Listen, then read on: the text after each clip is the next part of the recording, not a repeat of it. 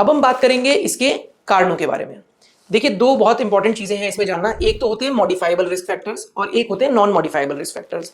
Non modifiable risk factors वो होते हैं जिनको हम चेंज नहीं कर सकते, जैसे कि हमारी जेनेटिक हिस्ट्री।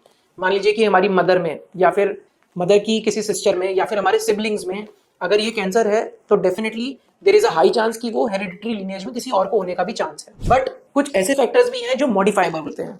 मॉडिफाइबल जैसे कि अल्कोहल इनटेक वाले लोग, स्मोकिंग, ये दोनों ऐसे फैक्टर्स हैं जो कि इस ब्रेस्ट कैंसर के रिस्क को बढ़ाते हैं। सबसे इंपॉर्टेंट और जो चीज है जो हमारी वेस्टर्न लाइफस्टाइल की वजह से काफी सारी चीजें चेंज हुई हैं, दैट इज आवर लाइफस्टाइल।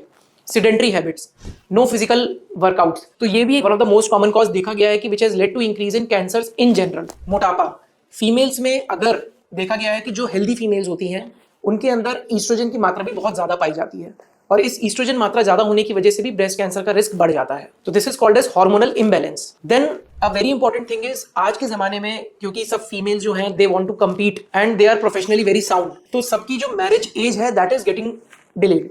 जो अर्ली पहले मैरिज का जो क्राइटेरिया होता था कि 18 से 21 साल में शादी होती थी, आज वही शादी 28 से 30 साल में होती है।